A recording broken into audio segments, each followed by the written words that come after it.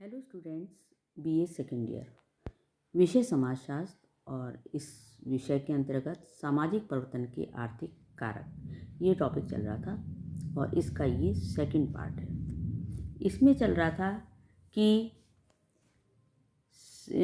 कुछ तत्व थे जो कि सामाजिक परिवर्तन को प्रभावित करते हैं, जिसमें उपभोग की प्रकृति, उत्पादन का स्वरूप और वितरण की व्यवस्था। ये मैं पिछले वीडियो में बता चुकी हूँ। अब आता है कि आर्थिक नीतियाँ।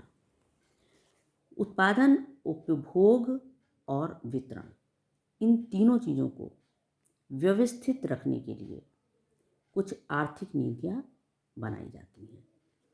ये नीतियाँ राज्य के हस्तक्षेप द्वारा लागू की जाती हैं तो समाज के सभी व्यक्तियों की आवश्यकताओं को जुटाने का प्रयास करता है। राज्य जो है समाज के सभी व्यक्तियों की जो ज़रूरी आवश्यकताएं हैं उनको जुटाने का प्रयास करता है, परंतु राज्य का हस्तक्षेप अगर नहीं होता है तो उत्पादन के साधनों पर कुछ ही लोगों का एकाधिकार हो जाता है और सामाजिक व्यवस्था भी इससे प्रभावित होती है। जैसे स्वतंत्रता प्राप्ति के बाद जो आर्थिक नीतियाँ बदली भारत में, उसके फलस्वरूप क्या हुआ कि अनेक सामाजिक परिवर्तन घटित हुए हमारे भारत में। अब आता है औद्योगिकरण। औद्योगिकरण से क्या मतलब है कि मशीनों द्वारा तीव्र गति से या तीव्र पैमाने पर उत्पादन करना। वर्तमान में औद्योगिकरण के परिणाम स्वरूप क्या हुआ कि नगरीकरण हुआ। नगरीकरण और विशेषीकरण एवं श्रम विभाजन हुआ। खान पान व रहन सहन के सबके तरीके बदले और छुआछूत और जाति पाति के भेदभाव भी कम हुए। शिक्षा का प्रसार हुआ। रूढ़िवादिता और अंधविश्वास में भी कमी हुई। तार्किक व्यवहार में नए विश्वास पनपे हैं। स्त्रियों में शिक्षा का प्रसार हुआ और उनकी सामाजिक प्रतिष्ठा भी बढ़ी है।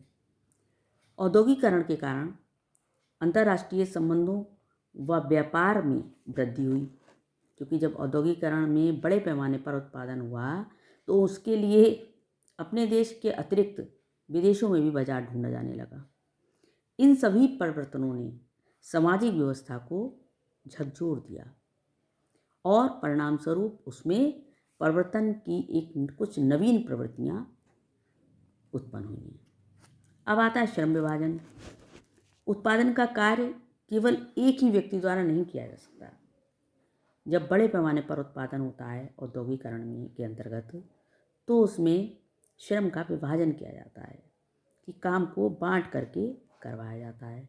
या कुछ लोग ऐसे होते हैं जो विशेष एक ही काम को जब बहुत लंबे टाइम तक करते हैं तो उन्हें विशेष नॉलेज हो जाती है उस काम की, तो विशेषीकरण के अंतर्गत आ जाते हैं।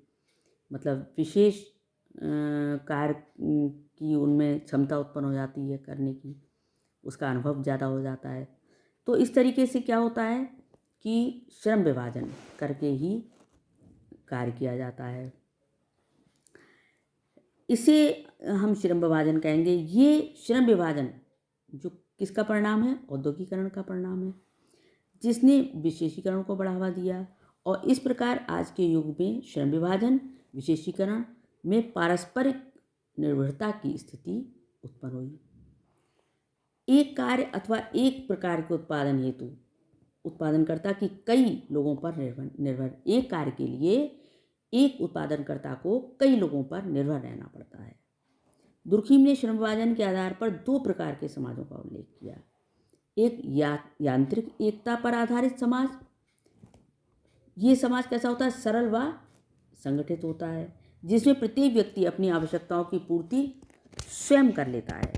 और दूसरा सावयवी एकता पर आधारित समाज, जिसकी प्रकृति कैसी होती है? जटिल होती है। इसमें क्या होता है? अधिकाधिक विशेषीकरण एवं पारस्परिक निर्भरता तथा विविधता पाई जाती है। श्रम विभाजन एवं विशेषीकरण में वृद्धि ने भी समाज में अनेक परिवर्तन उत्पन्न किए और आज सभी क्षेत्रों में विशेषीकरण व श्रम विभाजन देखने को हमें मिलता है। इस तरीके से समाज में परिवर्तन आए। और लास्ट है आर्थिक प्रतिस्पर्धा। आर्थिक प्रतिस्पर्धा स्वतंत्र हो या नियंत्रित, प्रत्यक्ष हो या अप्रत्यक्ष, और सामाजिक परिवर्तन को जो है वो जरूरी प्रभावित करती है। आर्थिक प्रतिस्पर्धा में सफलता नए नए आविष्कारों को जन्म देगी, तो असफलता क्या देगी? संघर्ष, तनाव, कुंठा, ये इन सब चीज़ों का द्योतक है। वैसे आर्थिक प्रतिस्पर्धा का अधिकतर संबंध संघर्षों से ही लिया जाता है। आधुनिक युग में आर्थिक प्रतिस्पर्धा के परिणाम स्वरूप मिल मालिक व मजदूर के बीच संघर्ष पनपे हैं। तालाबंदी हुई, हड़तालें हुई, तोड़फोड़ हुई।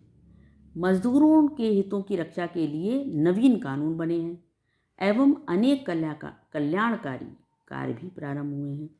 इन सभी स्थितियों ने समाज में भी परिवर्तन बहुत सारे उत्पन्न किए हैं। उत्पादन, उपभोग, वितरण, श्रम विभाजन, आर्थिक प्रतिस्पर्धा, ये सभी चीज़ें आर्थिक परिवर्तन में महत्वपूर्ण भूमिका निभाती हैं। तो ये हुए आपके आर्थिक परिवर्तन किन किन रूपों में, समाज में किन किन रूपों में आर्थिक कारकों से परिवर्तन आए।